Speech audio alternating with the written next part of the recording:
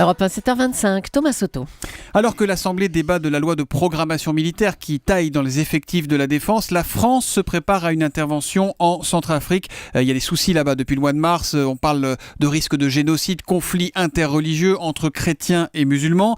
Bonjour Caroline Roux. Bonjour Thomas. Ce matin, vous êtes en mesure de nous dire qu'une offensive armée est sur le point d'être lancée dans ce pays où la situation tourne au drame humanitaire et la France est en première ligne. Oui, au ministère de la Défense, au Quai d'Orsay, on m'explique que c'est une question de jour. Le dispositif est prêt sur le papier. Laurent Fabius n'a aucun doute. Il est certain d'obtenir un cadre légal, vous savez, avec une résolution du Conseil de sécurité de l'ONU qui se réunit lundi prochain. Le président, lui, souhaite attendre le sommet de l'Elysée sur la sécurité en Afrique qui se réunit la semaine prochaine. Ensuite, plus rien ne s'opposera à l'opération.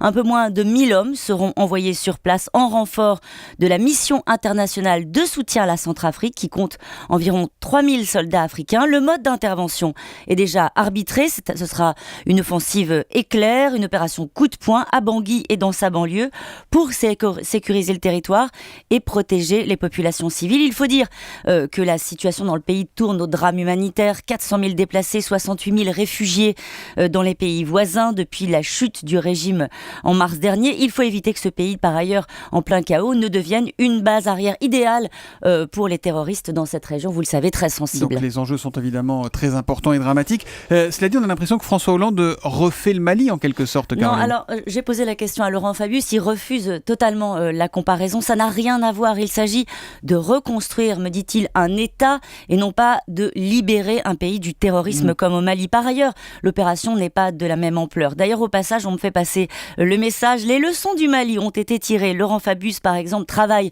en coulisses. Il a obtenu la garantie ce week-end à Genève d'un soutien logistique de la part des Anglais et des Allemands. Et il est en liaison permanente avec ses homologues africains dans la région pour préparer les suites politiques de l'intervention, histoire d'éviter, vous le comprenez bien Thomas, les critiques qu'on a entendues au moment du Mali sur la France qui part seule au chevet d'une ancienne colonie. Ce qui est sûr, c'est que François Hollande va donc remettre son uniforme de président de la République et cet uniforme-là lui réussit plutôt bien dans ce genre de contexte. Alors c'est vrai, mais c'est sans doute pas ce qui va régler ces problèmes en France. Mais c'est vrai que sa détermination sur les questions militaires tranche avec ses hésitations sur tout le reste. C'est le paradoxe Hollande. Quand il endosse l'uniforme, comme vous dites, sa main ne tremble pas. Il a un cap, une détermination, une méthode. Il est un chef d'État fragilisé, mais un chef de guerre assez sûr de lui. Évidemment. Comment ce qui est sûr, oui voilà, on a fini. Pardon. Bah oui.